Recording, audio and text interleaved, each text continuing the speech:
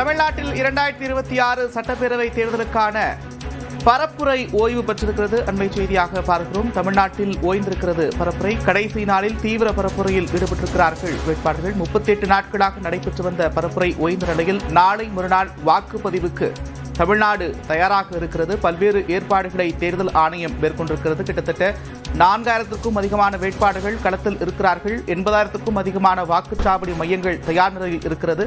நாளை மறுநாள் தேர்தலுக்கு தயாராக இருக்கிறது தமிழ்நாடு.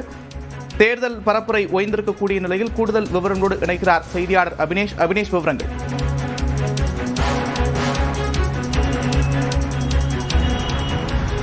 நந்தா, தமிழ்நாட்டில் கடந்த 37 நாட்களாக நடைபெற்ற தேர்தல் பிரச்சாரம் மாலை 6 மணியோடு ஓய்ந்திருக்கிறது. சைலண்ட் பீரியட் சொல்லக்கூடிய இந்த பீரியட் தற்போது அமலில் இருக்கிறது. 1951ஆம் ஆண்டு மக்கள் பிரதித்துவ சட்டம் 126 பிரிவு தற்போது அமலில் இருக்கும். தேர்தல் வாக்குப்பதிவு முடியும் வரை இந்த சட்டம் அமலில் இருக்கும். அந்த அடிப்படையில் வேட்பாளர்கள் இதற்கு மேல் எந்த வகையிலும் பிரச்சாரம் மேற்கொள்ளக்கூடாது.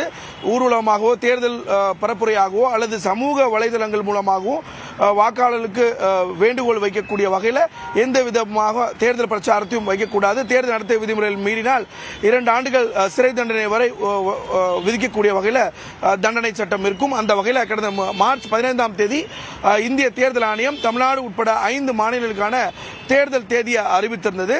அன்றிலிருந்து இன்றோடு 37 நாட்கள் தமிழ்நாடு முழுவதும் பல்வேறு அரசியல் கட்சி தலைவர்கள், பல்வேறு வேட்பாளர்கள் அரசியல் களத்தில் தங்களுடைய பிரச்சாரத்தை முன்வைத்திருந்த நிலையில் இந்த பிரச்சாரம் இன்றைக்கு ஓய்வுக்கு வந்திருக்கிறது. நாளை தினம் முழுவதுமாக தமிழ்நாட்டில் சுமார் 75,064 வாக்குச்சாவடிகள் இருக்கிறது. அந்த 75,064 வாக்குச்சாவடிகளை அமைக்கக்கூடிய பணிகள் நடைபெற இருக்கிறது. நாளை தினம் எலக்ட்ரானிக் ஓட்டிங் மெஷின், அதாவது வாக்குப்பதிவு இயந்திரம் குறிப்பிட்ட வாக்குச்சாவடிகளுக்கு சென்று அங்கு அந்த வாக்குச்சாவடி மையங்களை அமைக்கக்கூடிய பணிகள் நாளை முழுவதும் நடைபெறும்.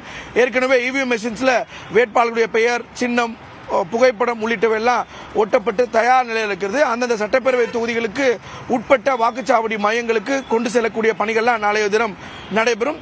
அந்த வகையில் இன்றைக்கு பல்வேறு மாவட்டங்களில் பல்வேறு அரசியல் கட்சி தலைவர்கள் தங்களுடைய தீவிர பிரச்சாரத்தை மேற்கொண்டு பிரச்சாரத்தை நிறைவு செய்திருக்கிறாங்க.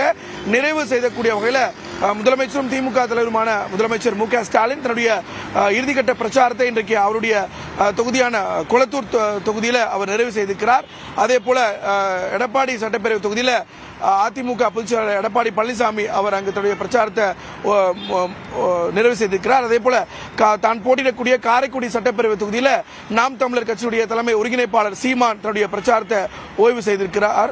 5:58 மணியோடு அவர் பேசி நிறைவு பெற்றிருக்கிறார். அதே போல இன்றைக்கு சுமார் 3:30 மணி அளவில் சென்னை நந்தனத்தில் தாவேகாவுடைய தலைவர் விஜய் தன்னுடைய பிரச்சாரத்தை நிர்வாகிகள் கூட்டத்துக்கு முன்பாக பேசி அவருடைய பிரச்சாரத்தை நிறைவு செய்திருக்கிறார். தமிழ்நாடு முழுவதும் இந்த கடந்த 37 நாட்களாக நடைபெற்று வந்த அந்த பிரச்சாரம் என்பது நிறைவு பெற்றிருக்கிறது. இன்னும் இந்த தீவிர பிரச்சாரமாக கடந்த 1ஆம் தேதி முதல், அதாவது ஏப்ரல் 1ஆம் தேதி முதல் தீவிரமாக வேட்பாளர்கள் வீடு வீடாக சென்று பல்வேறு கட்ட பிரச்சாரத்தை மேற்கொண்டிருந்தாங்க. அந்த பிரச்சாரம் எல்லாம் நிறைவு பெற்றிருக்கிறது. அந்த வகையில் தமிழ்நாட்டில் வரும் 23ஆம் தேதி காலை 7 மணி முதல் மாலை 6 மணி வரை வாக்குப்பதிவு நேரம் நடைபெற இருக்கிறது. பூத் ஸ்லிப்லாம் கொடுக்கக்கூடிய பணிகள் கடந்த 4 நாட்களாக தொடங்கி இருக்கிறது. இந்த தேர்தலில் பூத் ஸ்லிப் இல்லாமலும் வாக்களிக்கலாம். பூத் ஸ்லிப் கட்டாயம் இல்லை. பூத் ஸ்லிப் எந்த பகுதியில் தங்களுடைய வாக்குச்சாவடி இருக்கு, முகவரி இருக்கு அப்படிங்கிற தகவலுக்காக மட்டுமே ஒழிய அந்த பூத் ஸ்லிப் கட்டாயம் இல்லை. அதனால் வாக்காளர்கள் தேர்தல் ஆணையம் கொடுத்திருக்கக்கூடிய 14 ஆவணங்கள் ஏதேனும் ஒன்றை காண்பித்து அவர்கள் வாக்களிக்கலாம், வாக்காளர் அடையாள அட்டை அல்லாதவர்கள். எனவே வாக்குப்பதிவு காலை 7 மணிக்கு தொடங்கி மாலை 6 மணி வரை நடைபெற இருக்கிறது. தேர்தலுக்கான அனைத்து ஏற்பாடுகளையும் தேர்தல் ஆணையம் தயார் செய்திருக்கிறது. தலைமைச் செயலகத்தை பொறுத்தவரை தலைமைச் செயலகத்தில் தமிழ்நாடு முழுவதும் 234 தொகுதிகளையும் கண்காணிக்கக்கூடிய வகையில் ஒரு கட்டுப்பாட்டு அறை அமைக்கப்பட்டு அங்கிருந்து கண்காணிக்கப்பட்டு வருகிறது. எனவே பொதுமக்கள் காலை 7 மணி முதல் தங்களுடைய வாக்குகளை செலுத்துவதற்கான ஏற்பாடுகளை செய்திருக்கக்கூடிய நிலையில் நாளை தினம் முழுவதுமாக வாக்குச்சாவடி மையங்களை அமைக்கக்கூடிய பணிகள் என்பது நடைபெறும். அந்த வகையில் 234 தொகுதிகளுக்கும் கடந்த 37 நாட்களாக நடைபெற்ற பிரச்சாரம் இன்றோடு ஓய்வுக்கு வந்திருக்கிறது. 5 ஆண்டுகளுக்கு பிறகு தமிழ்நாடு சட்டப்பேரவை தேர்தல் அறிவிக்கப்பட்டு அந்த தொகுதிகளில் பல்வேறு கூட்டணி கட்சிகள் தொகுதி பங்கீடு பேச்சுவார்த்தை எல்லாம் நடைபெற்று தொகுதிகளை இறுதி செய்து கடந்த 15 நாட்களுக்கு மேலாக பல்வேறு கட்சி அரசியல் தலைவர்கள் தீவிர பிரச்சாரத்தை மேற்கொண்ட நிலையில் இன்றைய தினம் இந்த பிரச்சாரம் ஓய்வுக்கு வந்திருக்கிறது. அந்த வகையில் தமிழ்நாட்டில் மொத்தம் 5,73,00,000 வாக்காளர்களாக இருக்கிறாங்க, தயார் நிலையில் இருக்கிறாங்க. எனவே இந்த ஆண்டு எஸ்ஐஆருக்கு பிறகு நடைபெறக்கூடிய ஒரு தேர்தல் அப்படிங்கிறதுனால கூடுதல் முக்கியத்துவம் பெறக்கூடிய ஒரு தேர்தலாக இருக்கிறது.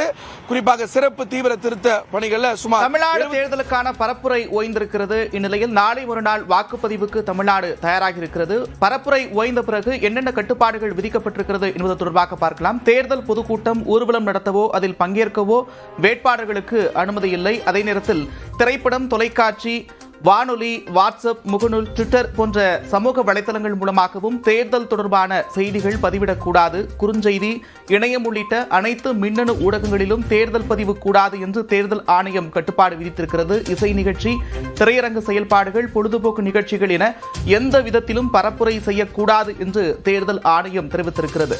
அதேபோல பரப்புரைக்கான கட்டுப்பாட்டை மீறினால் 2 ஆண்டுகள் சிறை தண்டனை அல்லது அபராதம் விதிக்கப்படும் என்றும் தெரிவிக்கப்பட்டிருக்கிறது.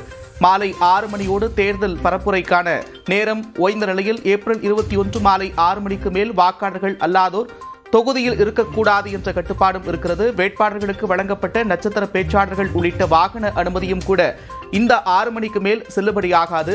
வாக்காளர்களை வாக்குச்சாவடிகளுக்கு அழைத்து செல்ல வாடகை வாகனங்களை பயன்படுத்துவது குற்றம் என்றும் தேர்தல் ஆணையம் தன்னுடைய விதிமுறைகளில் தெரிவித்திருக்கிறது. வாக்குச்சாவடியிலிருந்து 100 மீட்டர் தூரத்தில் இருவருடன் வேட்பாளர் அல்லது கட்சி தேர்தல் அலுவலகம் அமைக்கலாம் என்றும் தெரிவிக்கப்பட்டிருக்கிறது.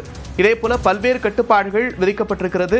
தேர்தல் பரப்புரைக்கான நேரம் முடிந்த நிலையில் நாளை மறுநாள் வாக்குப்பதிவுக்கு தமிழ்நாடு தயாராகி இருக்கிறது. பல்வேறு கட்டுப்பாடுகளும் இருக்கிறது. தொகுதிக்கு சம்பந்தப்படாதவர்கள் தொகுதியிலிருந்து 6 மணிக்கு மேல் அங்கு தங்கியிருக்க அனுமதி இல்லை. அதே நேரத்தில் தங்கும் விடுதிகளும் கூட கண்காணிக்கப்படும். திரைப்படம், தொலைக்காட்சி, FM, வானொலி, வாட்ஸ்அப், முகநூல், ட்விட்டர் என எந்த விதத்திலும் தேர்தல் தொடர்பான பிரச்சாரத்தை மேற்கொள்ளக்கூடாது. குறுஞ்செய்தி, இணையம் உள்ளிட்ட எந்த விதத்திலும் செய்யக்கூடாது. இசை நிகழ்ச்சி, திரையரங்கு செயல்பாடுகள், பொழுதுபோக்கு நிகழ்ச்சிகள் என எந்த விதத்திலும் தேர்தல் தொடர்பான பரப்புரை இனி மேற்கொள்ளக்கூடாது. பரப்புரைக்கான கட்டுப்பாட்டை மீறினால் 2 ஆண்டுகள் சிறை அல்லது அபராதம் விதிக்கப்படும் என்றும் தேர்தல் ஆணையம் தெரிவித்திருக்கிறது.